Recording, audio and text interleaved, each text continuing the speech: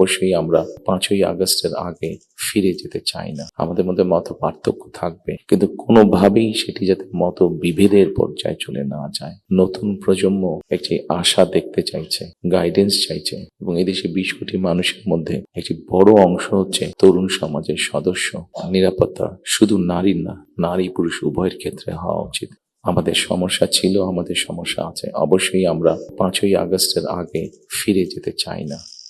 আমি আমার অবস্থান থেকে যদি চিন্তা করি, আমার একপাশে 1981 সালের একটি জানাজা, একই সাথে আমার একপাশে 2025 সালের 31 ডিসেম্বরের একটি জানাজা, আর আমার আরেক পাশে 2024 সালের 5ই আগস্টের একটি ঘটনা। কাজে আমার মনে হয় এটি শুধু বোধহয় আমার একার জন্য নয়, যারা আমার দলের নেতা কর্মী সদস্য এবং সামগ্রিকভাবে পুরো দেশের মানুষের সামনে বোধহয় এই দুটি উদাহরণ বোধহয় সবচাইতে বাদ বিবেচনা করার জন্য সবচাইতে ভালো উদাহরণ। হিংসা, প্রতিশোধ, প্রতিহিংসা, একটি মানুষ, একটি দল বা যেভাবে আমরা বিবেচনা করি তার পরিণতি কি হতে পারে আমরা দেখেছি 5ই আগস্ট। এবং আমি সেজন্যই সকলকে অনুরোধ করব, দলমত নির্বিশেষে আমাদের মধ্যে মত পার্থক্য থাকবে, কিন্তু আমরা যদি চেষ্টা করি তাহলে সেই মত পার্থক্যের মধ্যে রেখে আলোচনার মাধ্যমে সেটি অনেক সমস্যার সমাধান হয়তো আমরা বের করে আনতে সক্ষম হব। কিন্তু কোনোভাবেই সেটি যাতে মত বিভেদের পর্যায়ে চলে না যায়।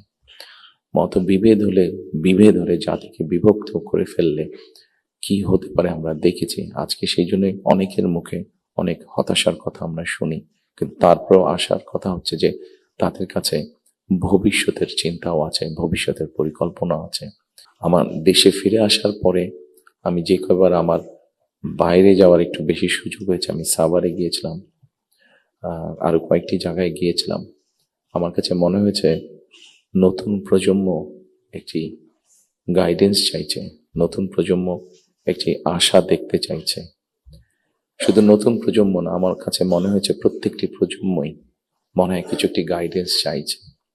আমরা যারা রাজনীতিবিদ করি আমাদের কাছে হয়তো অনেক প্রত্যাশা, সকল প্রত্যাশা হয়তো বা পূরণ করা সম্ভব নয়, কিন্তু আমরা রাজনীতিবিদরা যদি 1971 সাল, 1990 সাল, 2024 সালের 5ই আগস্ট এই সবগুলোকে আমাদের সামনে রেখে আমরা যদি দেশের স্বাধীনতা, দেশের সার্বভৌমত্বের জন্য কাজ করি, তাহলে নিশ্চয়ই আমার কাছে মনে হয় একজন রাজনৈতিক কর্মী হিসাবে আমি দৃঢ়ভাবে বিশ্বাস করি আমরা জাতিকে একটি সঠিক ডাইরেকশনে নিয়ে যেতে সক্ষম হব। আমাদের 20 কোটির মতন মানুষ এই দেশে, এবং এই দেশে 20 কোটি মানুষের মধ্যে একটি বড় অংশ হচ্ছে তরুণ সমাজের সদস্য। এই তরুণ সমাজের সদস্যদেরকে বিভিন্নভাবে আমাদেরকে উপায় বের করতে হবে কিভাবে তাদের কর্মসংস্থানের ব্যবস্থা হয়, সেটি দেশের ভিতরে হোক, সেটি দেশের বাইরে হোক।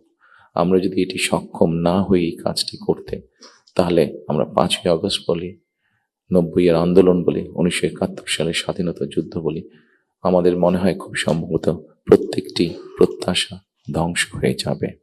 আমরা মনে করি নিরাপত্তা শুধু নারীর না, নারী পুরুষ উভয়ের ক্ষেত্রে হওয়া উচিত। একজন মানুষ রোড অ্যাক্সিডেন্টে অধিকাংশ ক্ষেত্রে যারা মারা যাচ্ছে, আমরা যদি তাদের সামাজিক স্ট্যাটাসটা দেখি, খুব যে অবস্থাপন্ন লোক যারা আর্থিকভাবে সচ্ছল তারা যে মারা যাচ্ছেন তা না, কিন্তু যে মানুষগুলো মারা যাচ্ছে সেই মানুষরা হয়তো বা তাদের ফ্যামিলির অনলি আর্নিং সোর্স।